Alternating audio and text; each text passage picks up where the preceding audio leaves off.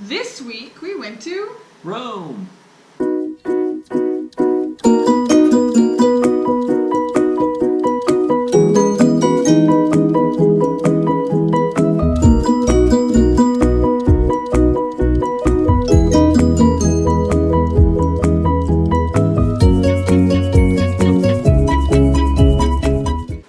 One of our favorite parts about being over here in Europe is when we have family come to visit. So my cousin came to visit and we took off to Rome.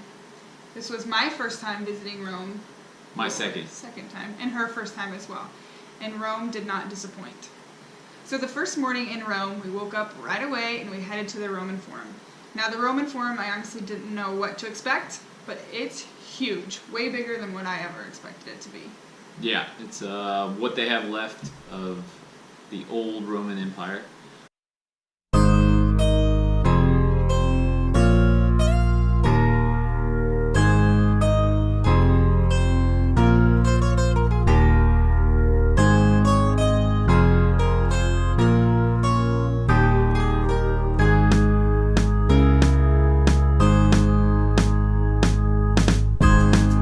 It's kind of like a wreckage, but I mean, it's really interesting to see how old it is. The history behind it is what's really fascinating.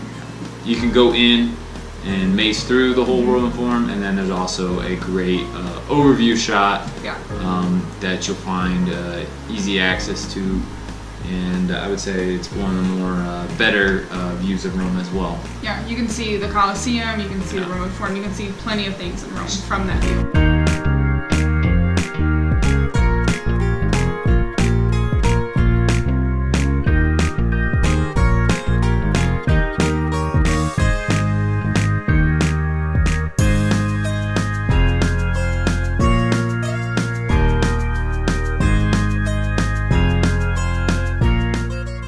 Yeah, you're actually in the heart of the city center of Old Rome, and there's many things that you're able to see in one view.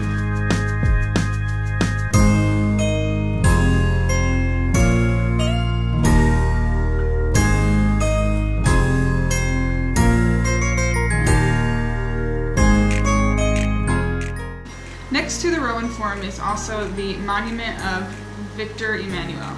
The monument recognizes the nationalization of the Italian states, so the unification that happened in 1871. You can't miss it. It's in a big circle square.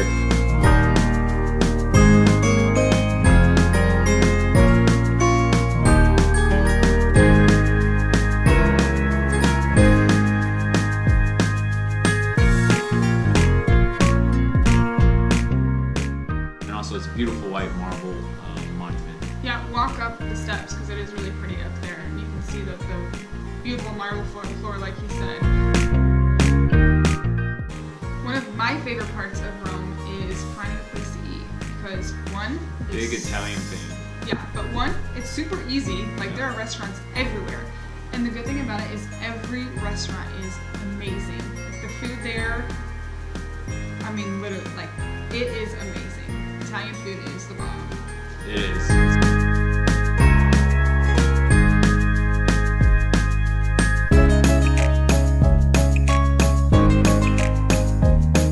So our first day in Rome, it definitely rained a lot, which was kind of a bummer, but we suffered through and we went to the Trevi Fountain. And the Trevi Fountain is huge. Like I had no clue how big it was. I did not expect that. You walk up to it and I'm like, this is a fountain? Like this is a whole entire building. Like it's huge. Which it is like made on the side of the building. Most of the Right, true. architecture, and then they push the fountain out. Sure. When I first went to Rome, that was probably my absolute favorite spot, especially at night. Yeah, and even with the rain, it was still pretty. Everybody had their Yeah, umbrellas very out, pretty. which kind of added color to the scenery. But we did end up going back in the evening, and you're right, by far.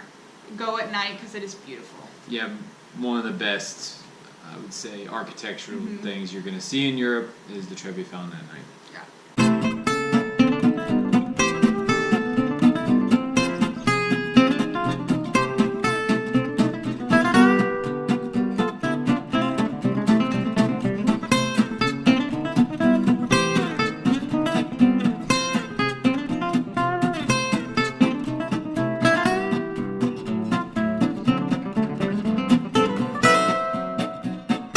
The next day, we woke up early and we decided to make most of our morning heading towards the Vatican City State to go see St. Peter's Basilica and surrounding area. However, we're not Catholic. We don't really care to go in and see the Basilica. So we went out and we got our pictures, and it was free. We didn't have to wait in line, and legit, like, the line wraps around the whole entire place. So it's about a mile long, legit. if it's important to you, go for it. Yeah. For us, it just wasn't.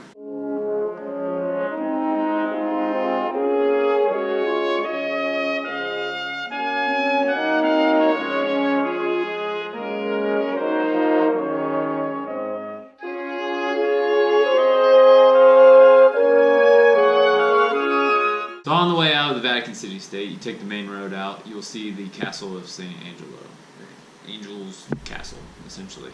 Across from that is the known bridge with all the statues of saints and angels, and accordingly to its name, it's St. Angel Bridge as well. Yeah. So it's just something to see on your way out, and the bridge is actually very beautiful. Yeah. In the castle itself, I think you can go up in it. You can. Again, we just didn't really care to do that. But you can definitely go up and probably get a view of probably Yeah. the Vatican, the Basilica from there. Yeah, it was the main castle that used to protect the Vatican area, so a lot of history there. The next stop is the Colosseum.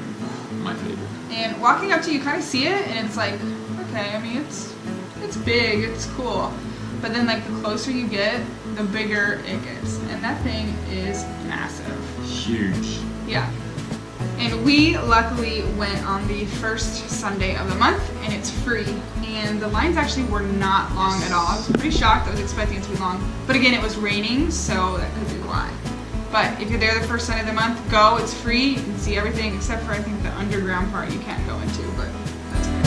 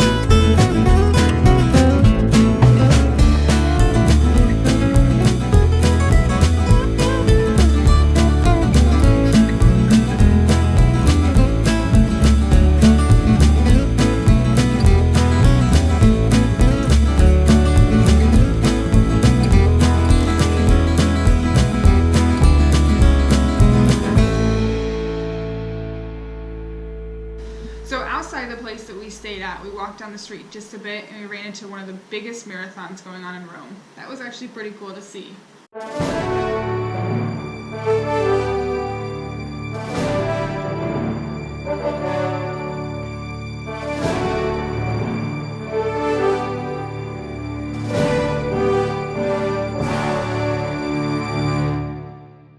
So our last stop in Rome was the Pantheon, and that was actually really impressive as well. He'd already gone, so my cousin and I got to go inside by ourselves without a kid, and it was really nice. I did not get to go the second time as much as I wanted to. Oh, that's right. I didn't even realize that. Anyways, the Pantheon, absolutely beautiful inside. Highly recommend going. An inspiration for a lot of other dome basilicas. It holds many of the former artists like Raphael, his bones and bodies there. And then the coolest part about it to me is the opening at the top. And you may say, well, what if it rains? Well, don't worry. They have a floor that's perforated, and just all the rain just goes right through there. Yep. Pretty neat.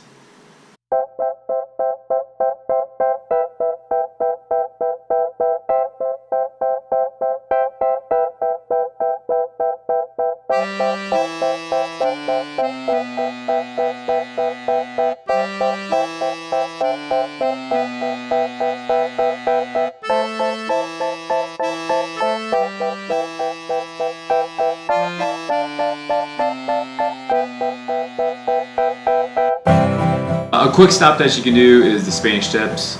It is out of the way of most of the city center, but it's something to do. Yeah, it's definitely a stop if you're out that way, or even just to go out that way. We went out the day we left Rome, went out early in the morning, and we got our pictures. And the Spanish Steps is a sight to see. In the end, highly recommend Rome. You can do it in a week, or you can do it in 2 days like we did. It's a very easy city to walk around and see as much as you can.